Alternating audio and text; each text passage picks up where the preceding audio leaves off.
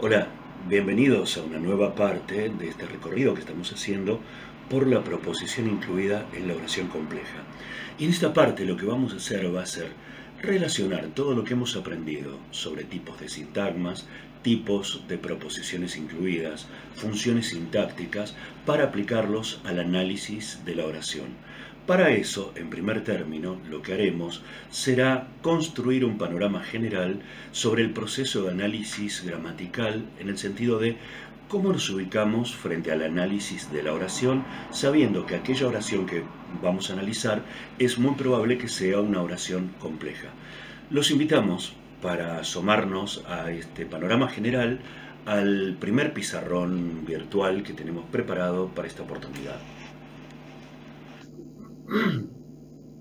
Aquí les hemos detallado el proceso de análisis gramatical como una serie de pasos que debemos cumplir para que a partir de su cumplimiento podamos ir analizando la oración, haciendo las divisiones correspondientes para poder encontrar todos los elementos que cumplen algún tipo de función y que están relacionados con otros elementos. Para ello, una vez que nosotros ya hemos trazado el rectángulo en el que vamos a encerrar la oración, lo primero que tenemos que hacer es reconocer las proposiciones incluidas y determinar fuera de ellas cuál es el verbo principal. Algo que nosotros ya estamos acostumbrados a reconocer porque sabemos identificar la proposición incluida a partir del subordinante que la encabeza. Y luego, en su estructura interna, estamos acostumbrados ya a encontrar el verbo incluido, aquel verbo con el cual se relacionan todos los elementos que quedan dentro de la proposición incluida. Y además sabemos que todo aquello que no fue encerrado entre paréntesis por pertenecer a una proposición incluida, conforma lo que sería la proposición principal. Y en esa proposición principal ubicamos el verbo principal, el predicado de la oración. Todo esto es algo sencillo que nosotros ya estamos acostumbrados a hacer porque lo hemos estado haciendo todo el tiempo. Luego, en segundo término, analizamos la situación del verbo principal en la grilla léxico-sintáctica. En esa grilla léxico-sintáctica colocamos el predicado en su forma de infinitivo. A partir de ahí colocamos cuáles son los argumentos, o sea, las informaciones obligatorias que ese predicado, que ese verbo necesita que aparezcan en la oración para que la oración esté gramaticalmente bien formada. También los roles temáticos, que son funciones de tipo semántica, funciones de significado que cumplen los argumentos en la conformación de la situación. No obstante, los roles temáticos todavía nosotros no los hemos desarrollado, así que aparecen cada vez que nosotros hacemos una grilla léxico-sintáctica, pueden aparecer, pero solamente con una intención de reconocerlos, nada más, porque no los hemos desarrollado como para tenerlos aprendidos. Ya los vamos a ver más adelante.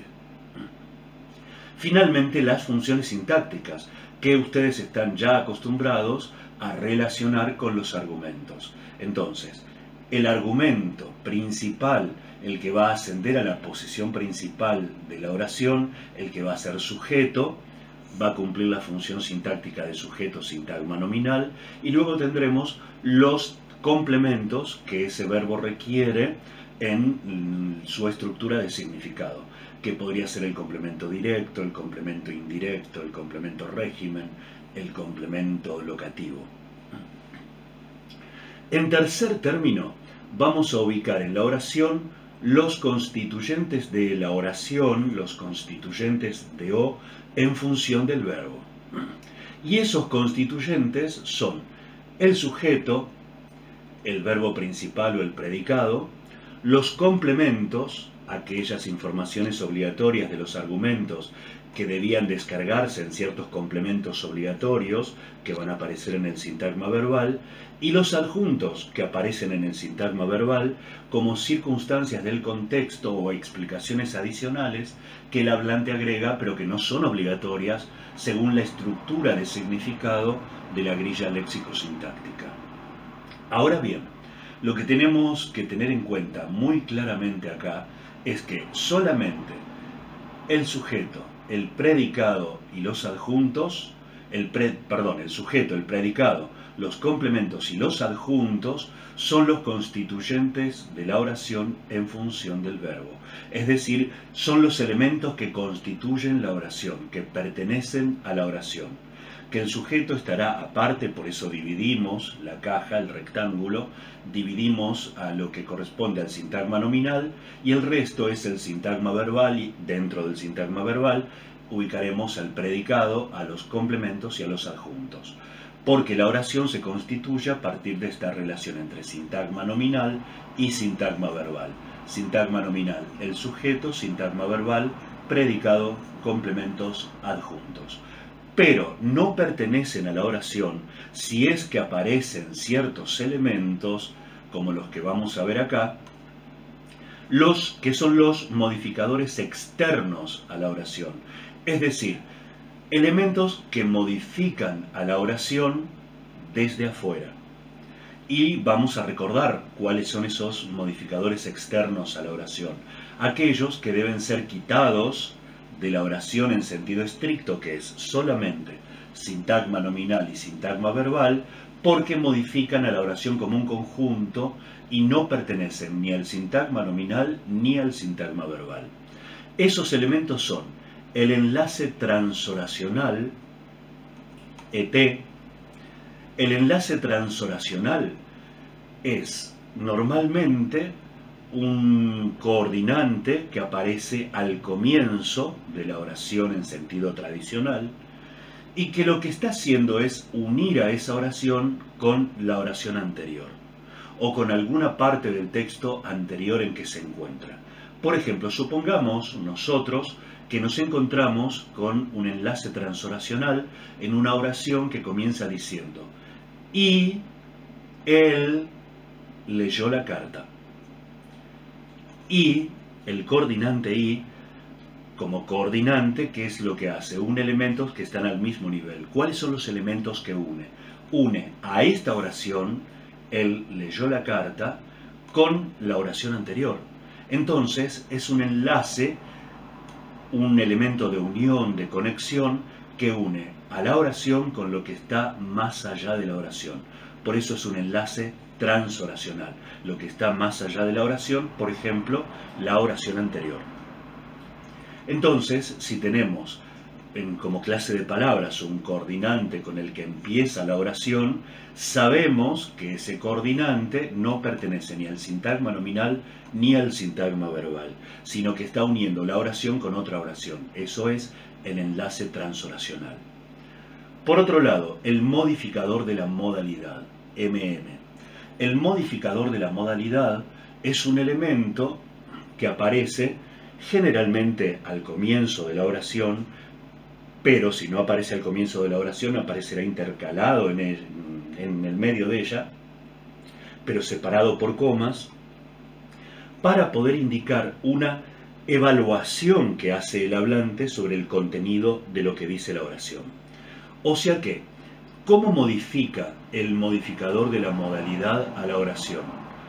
Modifica a la oración en sentido estricto, que es sintagma nominal, sintagma verbal, a todo ese conjunto, lo modifica indicando el modo en que el hablante evalúa eso que dice la oración.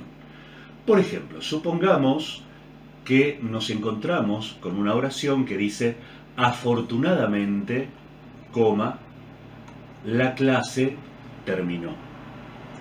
Afortunadamente, el hablante, lo que está diciendo en afortunadamente, coma, la clase terminó, lo que está diciendo, lo que está informando, o el núcleo informacional de lo que dice la representación de su oración, es solamente la clase terminó. La clase es el sujeto, terminó el sintagma verbal. Pero al decir afortunadamente, nos está indicando lo que él opina. Bueno, podemos pensar que es un estudiante que se aburrió en la clase, entonces dice afortunadamente la clase terminó. O sea que el contenido informativo de la oración es la clase terminó. El afortunadamente es solamente el modo en que el hablante evalúa el hecho de que la clase haya terminado. Entonces, este elemento, el modificador de la modalidad, el que introduce el modo en que el hablante evalúa lo que dice la oración, se separa de la oración entre comas. Se separa de la oración por coma.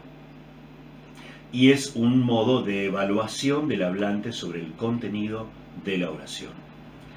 También tenemos a los que ya conocemos como el modificador oracional condicional o el modificador oracional concesivo. El modificador oracional condicional es aquella condición a la que se somete el contenido de la oración y que nosotros habíamos encontrado ya repetidamente, comenzado por el subordinante sí, porque tanto el modificador oracional condicional como el modificador oracional concesivo se suelen construir con proposiciones incluidas adverbiales impropias. Es decir, las adverbiales impropias, recuerden, aquellas que no pueden ser sustituidas por adverbios. Entonces, un ejemplo podría ser: si llueve mañana, Juana no podrá ir a clase. El contenido de la oración es solamente Juana no podrá ir a clase. Y si llueve mañana es la condición a la que se somete el contenido de la oración. En el caso del modificador oracional concesivo, seguramente ya muchos de ustedes lo identificarán por el subordinante aunque.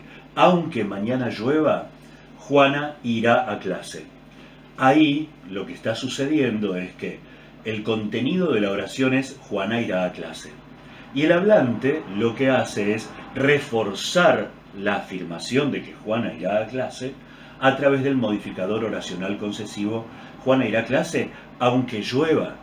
Es decir que nada podrá impedir que se desarrolle el resto del significado que contiene la oración en sentido estricto, que es sintagma nominal, sintagma verbal, Juana irá a clase.